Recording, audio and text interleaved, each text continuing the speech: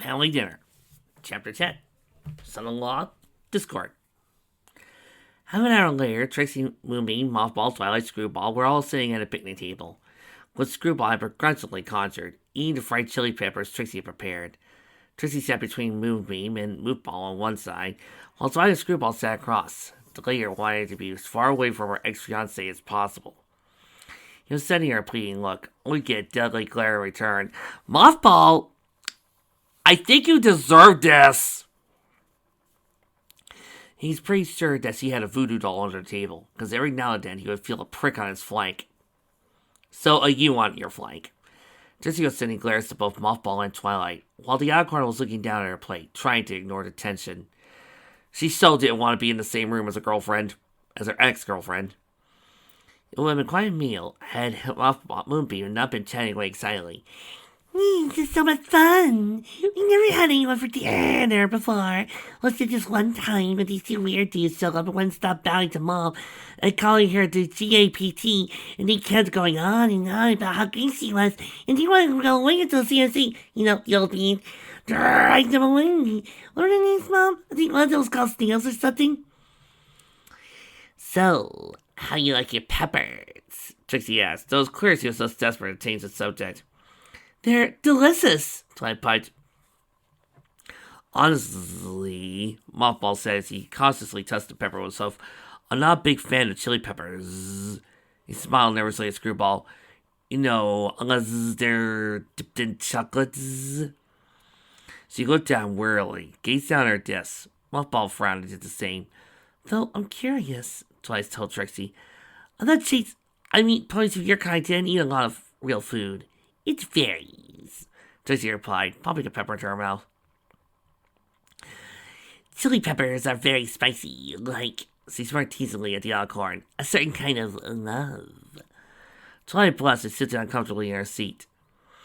I personally prefer the sweet type, Mothball said, looking hopefully like Screwball, like a big old chocolate shake. She didn't respond, nor did she seem to acknowledge him. Really? He sighed. You're gonna let me starve? Screwball picked up her plate. I'll take this inside. Mothball watched sadly as he advanced to the pink tent. He stood up to follow her when Twilight grabbed his hoof and looked down sympathetically. Give her time to cool down, she whispered. Then you can both work things out. The flaming wreck that was once your relationship is still on fire. Mothball sighed and slowly backed down. So, it's just Twilight, Mothball peeped, seemingly oblivious to the recent drama. Mom tells you two know each other? Oh, just Twilight's fine, the awkward said with a smile. You see, your mother came to Ponyville and said that... She trailed off when she noticed Prickly Francie shaking her head. Well, she was putting on quite a show, and I was greatly impressed with her magic. Oh, she also saved me from this Ursa Meyer that was rampaging through town. And that's when we kissed. Oh. Trixie blinked at Twilight's words while Moonbeam's eyes widened with delight. Really, Mom? You're such a princess. What are you doing? Oh, but I wasn't a princess. What other awesome things did Mom do? Oh, Moonbeam, Trixie said with a nervous smile. You don't want to hear about that boring stuff. Typical Trixie. Always so modest, Twilight snorted. Don't push it, Trixie said to her teeth. You know Princess Twilight, Uncle Martin? Mothball inquired. Oh, Mothball responded quietly. Z's. I'm Screwball's godmother, Twilight finished for him. See, and Mothball helped me to help them find your mother so that she could...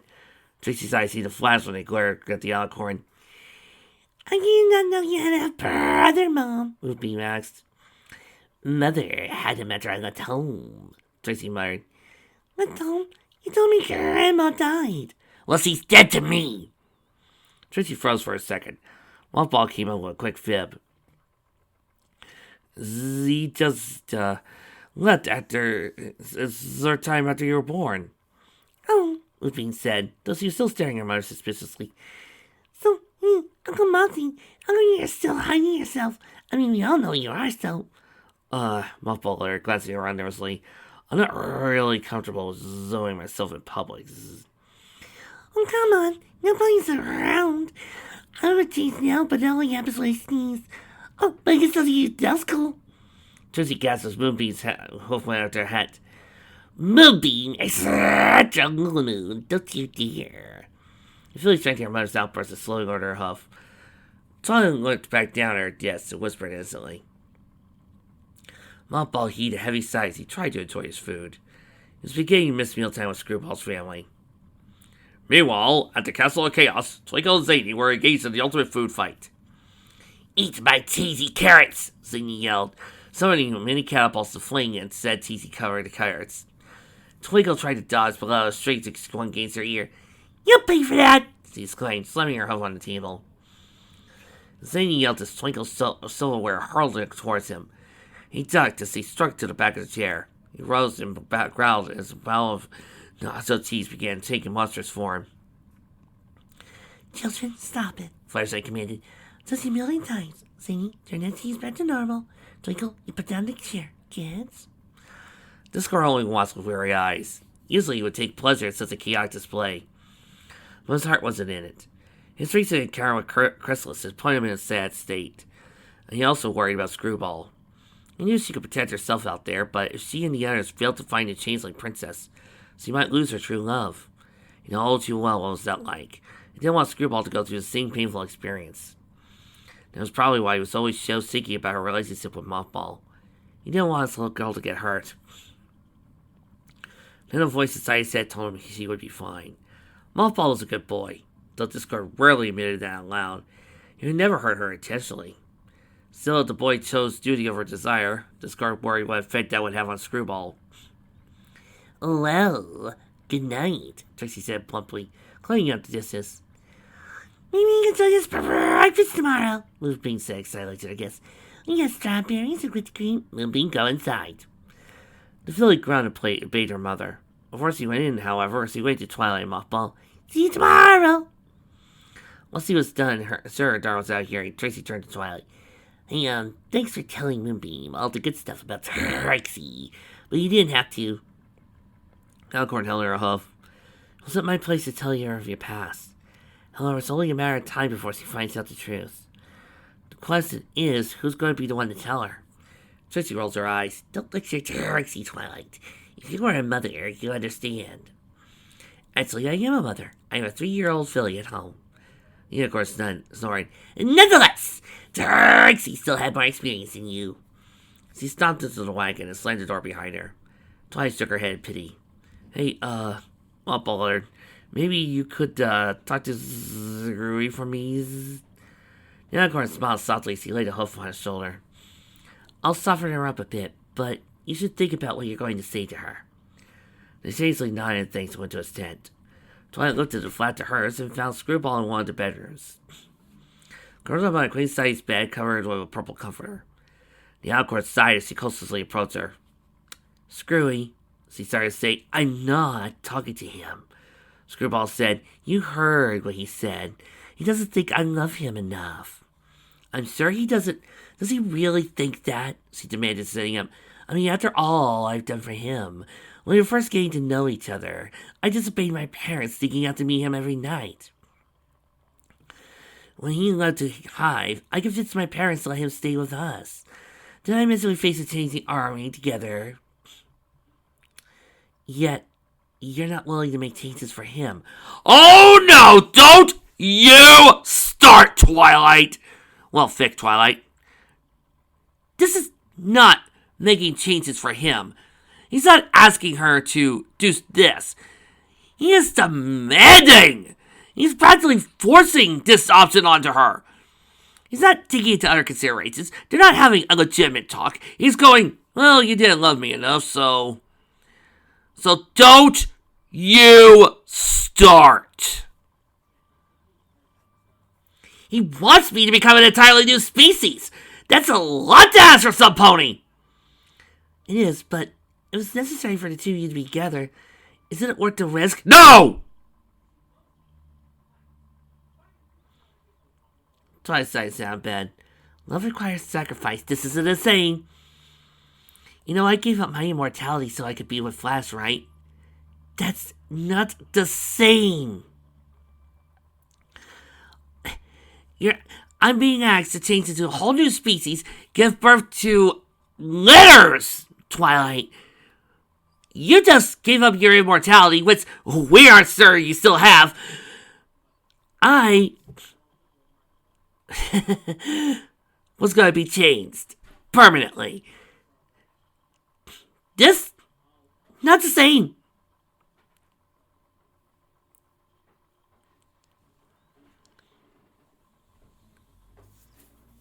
But let's continue on with the script. Still can't believe you did that, because you know that means I'll have one less around when I'm almost like 1001, right? Yet I would not let Flash by many eons. Why didn't you just ask him to be immortal? Daddy did that with Mom. That came to mind, but it only worked with your mother because Discord had a strong emotional connection with her. You do realize it's another example of sacrifice, right? Bump, bump, bump, bump. Filling in the potholes. Your parents had the option of making Fluttershy immortal, having Discord relinquish his own immortality, or leaving well enough alone so he may outlive her. Your mother made the choice of living for eternity with her father. Would have loved to have seen that! Even though that meant she would outlive all her friends. She knew she couldn't let the last conquest in the world die. Twilight hung her head. You saw what would happen if Discord ever lost Fluttershy. Yeah, maybe you need to talk about that. Screwball nodded. So, you and Mom made big decisions for the ones you love. You saying I should be okay with becoming a changeling? Not telling you what to do, Screwy, but think about the sacrifices Mothball... Actually, what is the point of this paragraph? Because it sounds like I'm saying go yes, but I'm at the same time saying no. This is the maybe thing from Batman v Superman. You left the one family he's ever known behind so he could be with you. Now travel to the ends of Equestria so you wouldn't have to change yourself. So, why can't he make a sacrifice? He had enough guts to put up with living your family. Does you think it's time you return the favor? No! Scribbles glared at her godmother for a moment, then lay her head back down, facing away from her. The sissy's yours, Twilight continued, but you can't leave this conflict between you and Mothball unresolved. Last and I made that mistake once, and it nearly destroyed us. Think about it. She heard the Alicorn rise from bed and trot away. Scribble's face fell as he looked away from her hoof. It looked so bare without Mothball's ring. She thought well he had said done to get that ring. He worked so hard to get her something special. Every time she'd given him something special, it was something she had pooped out of the air with no effort whatsoever. He had abandoned his crown, family, his life, whatsoever she had done for him. Oh, I get it. Put all the attention on the woman. Come on, Mom, Moonbeam complained as he sat down on her bed, trying to get her boots off. Why can't you be joining us for breakfast? They'll be gone before then. Her mother replied as she put the dishes away. If you know what's good for them. I don't get it, Mom. A princess, a magic earth pony, and a long-lost relative show up out of the blue. Oh, I know. The punchline is chicken, right? How can you not be excited? We have new friends and... Those ponies are not our friends, Moonbeam. You have no idea why they even came here. Then why don't you tell me? Tracy once, it doesn't matter. They're gonna be gone before. Mom, I think these things are stuck. Tracy turned to see her daughter having a hard time prying out the boots. Even when she used magic, they wouldn't budge. Tracy's smart as he approached her. Hold still. She let her horn gently removed the boots one by one. Moonbeam sighed in relief as he flexed her clean black hoe and hose. Tracy's pink arm fell to Philly's pants and slid him off. Moonbeam stood on the bed and switched her thin and cow-like tail, a small tuft of dark light blue hair, much like her mane. Tracy then removed the baseball cap, and Moonbeam touched the point of her gray horn. Check was still there. Ooh, what's better? I think that stuff's gotten too small for me. Alright, we'll go shopping tomorrow. You know, I think that princess and Uncle Bossy would have understood if I... Stop calling her that. But I certainly seen weird things. They wouldn't have understood, but now get to bed. Moonbeam groaned as she and her mother crawled into their small bed and pulled the blanket over their bodies. It's been a long day, Trixie said, rubbing her hose around her daughter. Let's get to sleep. Okay, can you tell me a story? Moonbeam asked as she snuggled against her mother. She sighed. Okay, once upon a time there was a princess. Well, nothing more than to please her mother, the queen. However, the queen didn't think she was good enough, so she banished her years later, appointing for the princess's old kingdom founder, and told her the queen was dead and she was next in line for the throne. But she couldn't accept it. How come? So she sighed. She made a new life for herself and didn't want it ruined. So then what happened? She died. Moonbeam rolled her eyes. You really need to tell better stories about me. I'll end the scene. Well, that's all I got. Now go to sleep. And then take long for Moonbeam to doze off, but Trixie's eyes remained wide awake. She watched her daughter as she slept to smile slightly at her innocence. She pressed the filly's mane aside and frowned at the gray, boating horns sticking out of her head. Every part of her, those parts never changed no matter what form she took, would always be terrible reminders of him, and of the decisions he made long ago. She quickly rearranged her daughter's mane so the horn wouldn't be visible. Trixie's eyes wandered around the wagon and fell upon the mirror leaning against the wall. She could see her reflection, or rather a reflexive disguise. She remembered the first time she had seen that reflection, the day she had left home, the day the great and powerful Trixie had been born. Yes, Trixie's reflection. No. Look at me. You may think you see who I really am, but you'll never know me. Every day, it's if I play a part.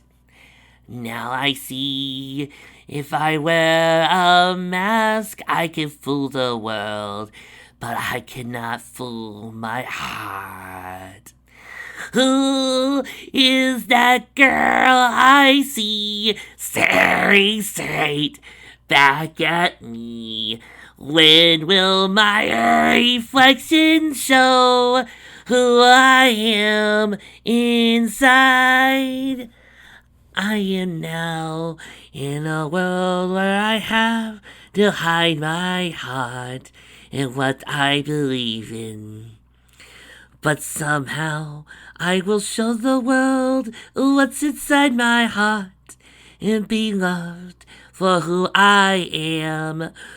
Who is that girl I see staring straight back at me? Why is my reflection someone I don't know? Must I pretend that I'm someone else for all time?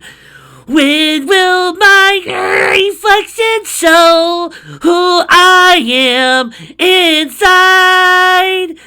There's a heart that must be free to fly, that burns with a need to know the reason why. Why must we all conceal what we think, how we feel? Must there be a secret me I'm forced to hide? I won't pretend that I'm someone else for all time. When will my reflection show who I am inside? When will my reflection show who I am inside? Trixie hates you so damn much. On the bright side, Trixie, what? The Kamen Rider movies are only off 25% on Crunchyroll. Yeah, Trixie suppose that's better. Then after her glance at Moonbeam to make sure she was sound asleep, she changed. Just for a moment to look at the changeling she had left behind. Purple eyes now had slits. Her hair was now green and stringy. Her body was now black and deformed. She shook her head, quickly changed back. She smiled at the unicorn in the mirror, turned back to her daughter, and closed her eyes. Oh, damn, I should have went with Man in the Mirror.